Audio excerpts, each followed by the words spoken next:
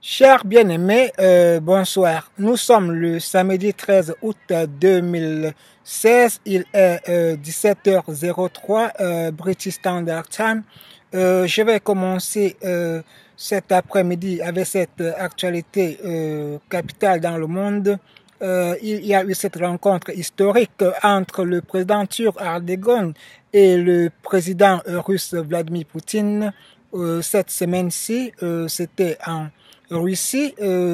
Alors cette rencontre a eu lieu plusieurs mois après cette tension entre la Russie et la Turquie, tension à la suite de la destruction d'un bombardier russe au mois de novembre 2015. J'avais déjà fait une vidéo là-dessus. Alors cette tension avait tellement détérioré les relations entre la Turquie et la Russie au point où la Russie avait placé un embargo commercial sur les produits agricoles turcs et avait renvoyé des hommes d'affaires turcs en Turquie. Alors cet embargo a tellement touché l'économie turque que le président turc au mois de juin avait demandé des excuses au président russe, et depuis ce temps les relations avaient repris mais très timidement. Les choses se sont accélérées après l'attentat, le coup d'État raté du mois dernier contre le président turc. Après ce coup d'État, le président turc a jugé important et nécessaire de revoir les relations avec la Russie et de sceller des relations encore beaucoup plus solides. Pourquoi? Parce que après ce coup d'État, le président Erdogan a estimé que ses amis et ses alliés des États-Unis et de l'Europe ne lui ont pas apporté le support nécessaire après ce coup d'État. Donc désormais, la Russie et la Turquie vont faire ensemble. Alors, mais ce que nous ne savons pas, est-ce que c'est la fin de la Turquie dans l'OTAN? L'OTAN, c'est cette organisation militaire mondiale qui regroupe les États-Unis et beaucoup d'autres puissances militaires mondiales pour se défendre en cas d'une attaque extérieure. Et pour ceux qui ne le savent pas, la Turquie est la deuxième plus grande puissance militaire dans l'OTAN, juste après les États-Unis.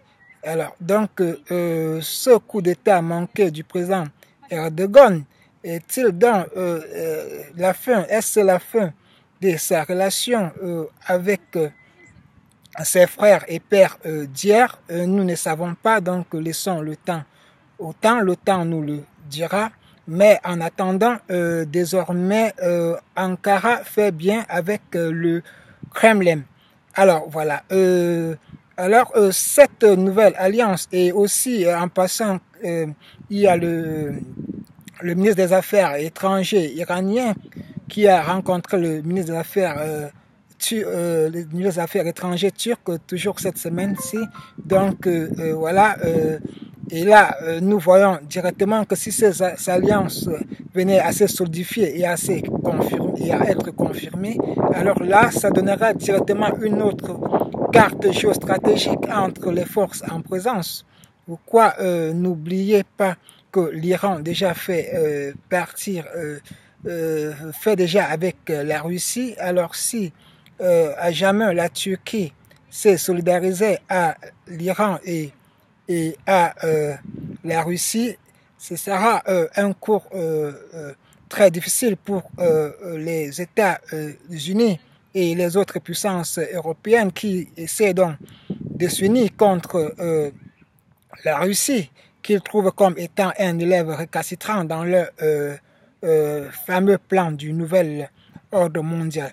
Voilà. Alors, donc, si cette alliance venait à se solidifier, alors il est inévitable que nous retrouvons dans un changement de situation. Pourquoi? Parce que n'oubliez pas que ce soit la Russie, et les autres pays, la Chine, tous ces pays font partie du nouvel ordre mondial, mais ce qui fait problème, c'est le leadership. Alors donc, si cette situation géopolitique et géostratégique se confirmait avec cette alliance entre la Turquie, l'Iran, la Chine, alors là, désormais, il sera net et clair que Kremlin sera le maître, voire le nouveau patron dans le contrôle du leadership mondial.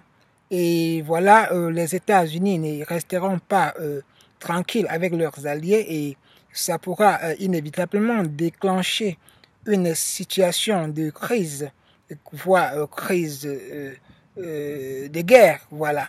Donc, nous sommes dans une situation très, très fragile et très précaire en ce moment, mais seul le temps nous le dira.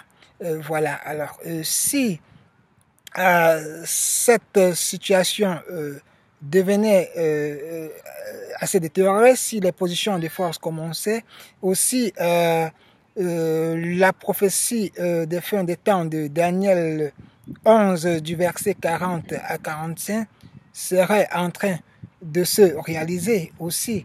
Parce que là, qu'est-ce qui est dit? Il est dit que lorsque l'heure finale aura sonné, le roi du Nord se heurtera contre lui comme un ouragan. Et le roi du Nord fondra sur celui des Midi avec ses chars, sa cavalerie et une flotte considérable. Il pénétrera à l'intérieur des terres et comme une inondation, il les submergera sur son passage. Il envahira aussi le pays magnifique et de nombreux peuples succomberont. Quelques-uns échapperont à ses coups, les Édomites, les Moabites et les élites des Ammonites. Il étendra sa domination, sur différents pays et l'Égypte elle-même ne lui échappera pas. Il s'emparera des trésors d'or et d'argent et de tous les objets précieux de l'Égypte. Les Libyens et les Éthiopiens le suivront, mais alarmé par les nouvelles venues de l'Orient et du Nord, il quittera le pays dans une grande colère pour détruire et exterminer un grand nombre. Il dressera les tentes royales entre les mers sur la magnifique montagne sainte, alors sa fin l'atteindra sans que personne ne vienne à son secours. Voilà, la question que je me pose et que beaucoup de personnes se posent, est-ce que ce roi du Nord, c'est la Russie ou bien la Turquie? De toutes les façons, si tous faisaient un bloc, un roi allait tout naturellement surgir.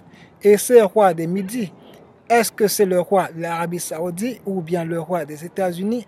Le temps seul nous le dira, mais nous ne sommes pas loin de la réalisation de cette prophétie de Daniel 11.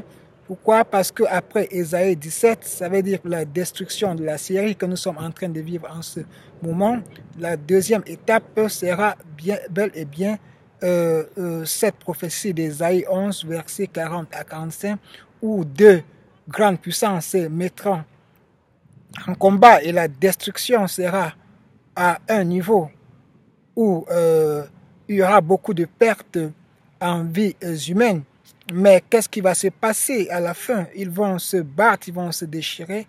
Et voilà, ils vont imposer leur nouvel ordre mondial.